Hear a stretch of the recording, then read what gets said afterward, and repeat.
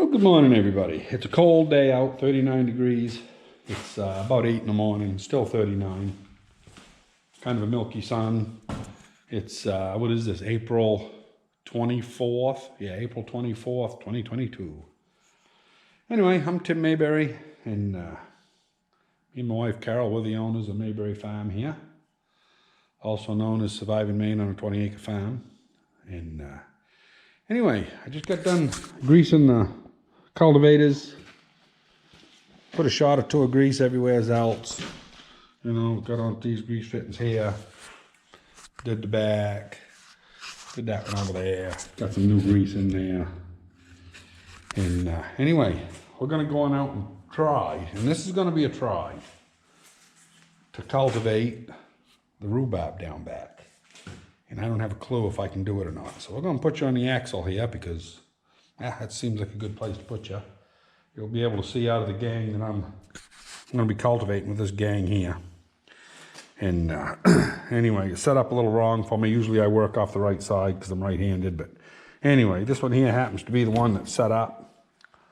And we'll just go up and down each side of the row because I didn't get the full gang. The problem is I've taken so many of the tines off, the holders, and I've put discs and different things on them, you know, row markers and different things.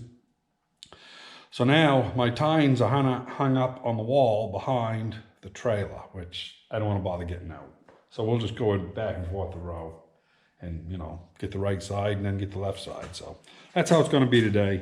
Anyway, let's see what we can do here. See if I can get you on your holder. And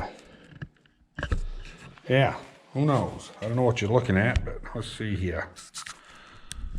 Yeah, looks as good as anything, I guess. Give it a little throttle. Watch out. Let's see here what happens.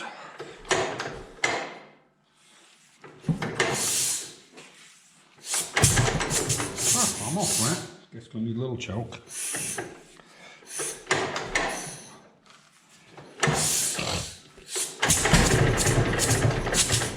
Come on. Can't be that bad.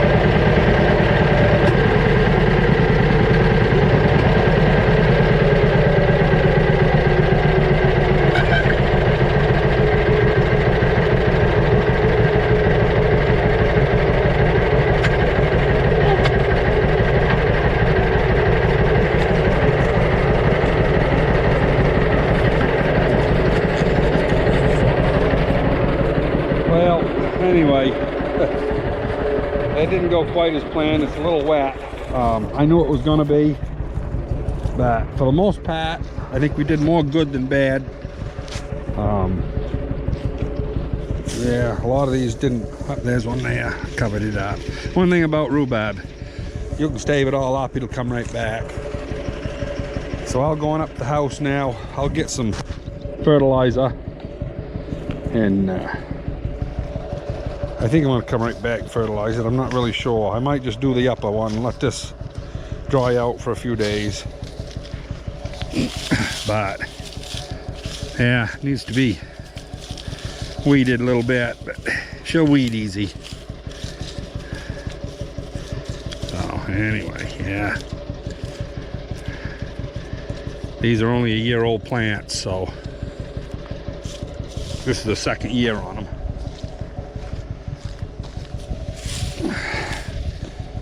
Yeah, I would say that some of them didn't make it through the winter. Don't know why, but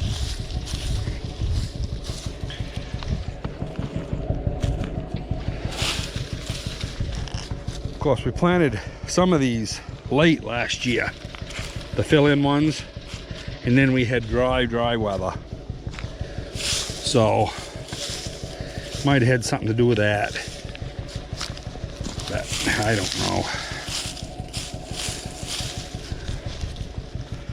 But anyway, yeah. Yeah, I need some more down here, I guess, in this row. There's one there that hung on, barely. But we'll see what comes of it. Yep, I broke that one, but there's another one coming right behind it, right there. It'll come back. This one here is just popping. And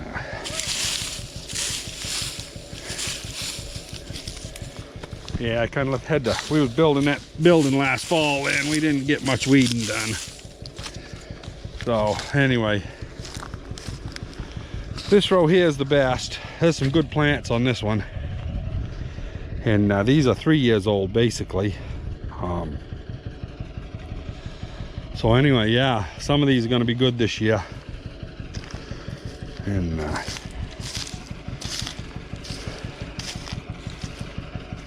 anyway, yeah, these are some nice here for a couple-year-old plant. They're gonna put out good this year. So anyway, that's all. I think I'm actually gonna wait. We're gonna get more rain this week, and this ground is saturated enough that I think it'll just wash the fertilizer away instead of letting it work into the ground. So I think I'm gonna pass. Pretty sloppy down here. I mean, you know, pretty wet. So anyway, that's going to be all for the rhubarb today. I'm going to go on up and fertilize the top, handful to a plant, and you know, pretty straightforward. The old girl's running pretty good. No smoke. It used to smoke like a freight train. And that seems to be where it likes to idle. I got it pulled all the way back, I think. Yeah. And setting right on the pin. So anyway, it might be a little rich on the idle, I don't know. But seems to go good there. I don't know what the high idle is on it. It turns up pretty fast. Actually a little too fast, I think.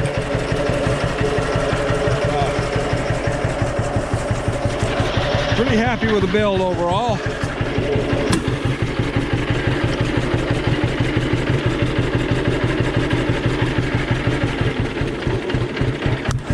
Give her a little juice there.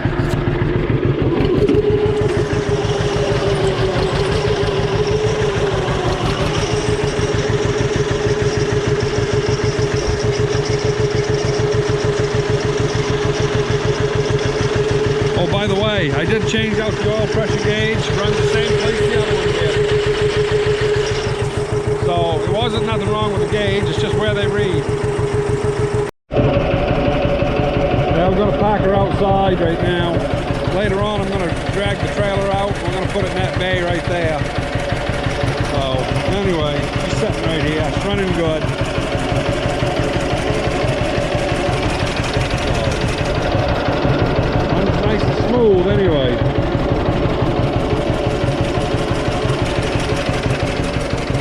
I am 100% happy with it.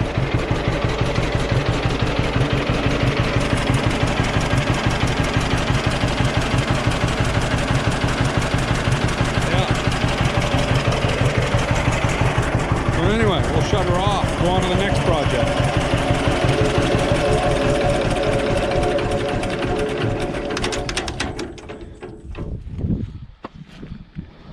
I like my John Deere Ray there. That's got the all fuel set up. So when you want to shut it off, all you do is just shut the one lever, quarter turn, shut your fuel off, and walk away from it. Kind of nice. But before I forget here, I want to show you what I finished yesterday. Man, I'm happy, I'll tell you, when I nailed on the last shingle. Look at that. Got that whole damn thing all done. So, yeah, I'm real happy about that. It's all weaved in good. And as you can see, it opens up a gap. You know, you put them on pretty tight. And then later on, as it dries, it'll open up, 1/8 inch to a 1/4 inch gap. So you put them on tight. You can see the difference here in what I've put on last. And so anyway, those will open up. And then when they come here with a spray gun, you know, and they spray, they'll shoot right in all them cracks. And she'll get all painted up good. I'm not going to paint it. I'm just going to tell them what color I want it. And yeah, I think I'll probably try to get them to use the same company's paint, because I like that. I like that paint a lot. It's got a nice look to it. So anyway, yeah, we got to go upstairs and get the fertilizer out. Well, I don't know if you folks have heard, but this 19 and different stuff. You know, last year we paid, I think it was $12 and something. It wasn't much money, anyway. And it might have been 14 and they gave us a discount. I can't remember, but there was a discount if you bought a whole lift, which was a ton. And I came home and I said to Carol, I think we'll get a ton. I said, just get a lift of it. She says, yeah. She says, I guess so. She really didn't know, but we decided to do it together because it was a sizable amount of money, you know. And I always try to check in with Carol before we spend too much money, you know. And Jesus, this year it's like $40 a bag. So we called it right last year when we bought it extra, you know. Yeah, so anyway, we're going to take this 19.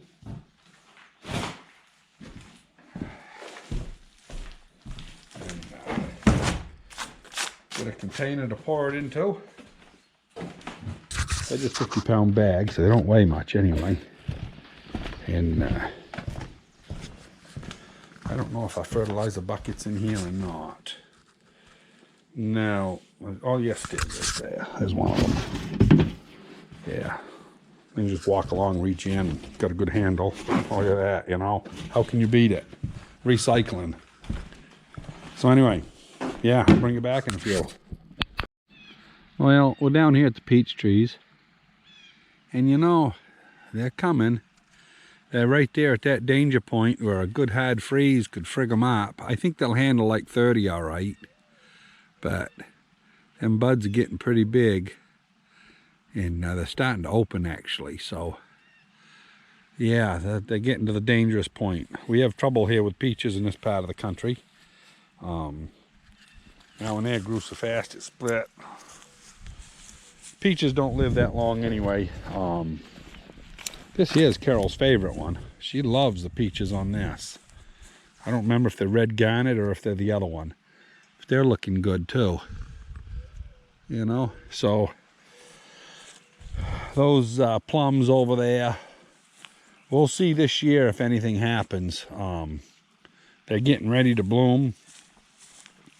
I don't even know if I'm going to waste fertilizer on them because I've never produced a thing. But they are almost ready to bloom. You know, so they'll be doing something here pretty quick. This here is supposed to be the pollinator.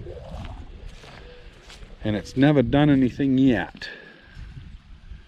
But, you know, you never know. Them could just be leaves coming. I don't see any real buds like the other ones. But I'm not really sure. I don't know much about these. You know, so anyway. These things, they flower like crazy. But they've never produced a thing. This is black ice. And, you know, it's a beautiful tree. And over here, we'll go see what the other one is. This one's not as vigorous, but it's down here in the shade a little more too. So, yeah, this one here is, whoop, that's the back side. Yeah, Pembina plum. So I don't know, but it's looking good. It's going to have, you know, buds are all right on it. And the deer didn't get into it too bad. You know, the tree looks good. So, yeah, it's all just depends whether or not we can get any pollinators going. I think my friend Ronnie there, guy from West Virginia, he was my best lifesaver in West Virginia. Anyway, he's got some of these old ones that will pollinate anything over at his house. Last year I waited too long. This one had been flowering for about, I don't know, almost a week, I guess. And I went over and his was almost gone by. And I should have gone over and cut some limbs off and brought them right over quick in the morning, you know, when the pollen and everything was flowing good, and just stuck it in the ground beside of it. And we would have got some pollination. We didn't. We waited too long. And anyway, yeah, so I'm going to fertilize these to head up to the rhubarb patch. Well, looks like Carol's having fun out there. People are starting to come in. They're buying the cold crop stuff. Lettuce, cabbage, broccoli, onions, all that stuff. But I'm up here in the wood shop. I started shingling on this back wall. And that back wall I've got up to the window. So I got to do a bunch of trimming. So anyway, I'll show you what I'm up to in just a minute. So what I'm doing is I'm running this blade up just about 2 inches. And I'm just taking off just a little bit. These are just test pieces.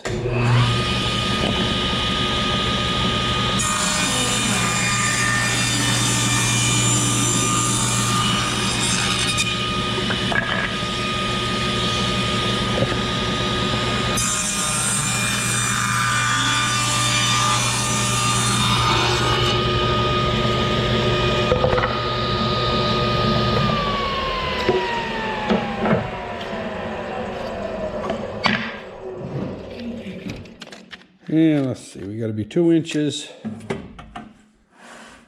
to the outside. Get that out of the way there. Pretty close right there. Run that down just up 1/8 or so.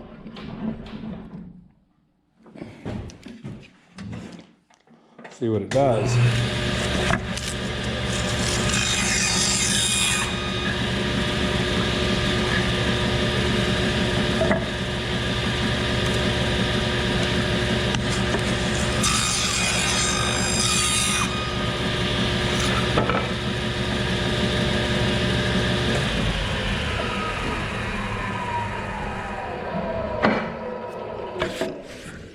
So what this is, I didn't actually have to put a top board on the other windows over here because I was right up against the top, so the board was continuous. Well, now that I'm down on the side of the building on that gable end, I'll move some stuff here. I've got to go down and put these on the plastic window, that vinyl, shove them over, and then get a dimension from the outside to outside so that I know how much to cut my header on the top. And I know the down drops are 44 inches. So I can get them out of some of these 4-inch that have already been painted. Anyway, I'll bring you back in a little bit. That's all I cut those for. I got one on each side. I can get my outside dimensions for the top. I can get my inside dimension for the bottom. And then I hooked the top, took off a 1/2 inch, and I put it in crossways, and I got my down drops, which are not 44 like the other ones. They're actually 50, because those other ones had that 10-inch board up there on the top, which I forgot about. So anyway, yeah. So I need 41.5 on the top, 50 on the sides, and 34.5. So I'm going to be a while making them. I got to cut them and then paint the back of them and everything. Probably build a wood fire up there. Just take the chill off. Anyway, I'll bring you back when I get something done. Yeah, we got this window trimmed out finally. Started going up on the shingles. Only been working on it for about an hour or so. And anyway, it's getting evening. Sun's getting ready to go down. The old knee's bothering, so I think I'm going to call her a day. Carol, she's over there shutting up the greenhouses. So, beautiful day. Still a little muddy in the field, as you saw. But anyway, things are going good. Spring's coming. It will get here eventually. So anyway, hope you enjoyed, everybody. And yeah, don't hesitate to hit the like button and subscribe, and we'll see you on the next one.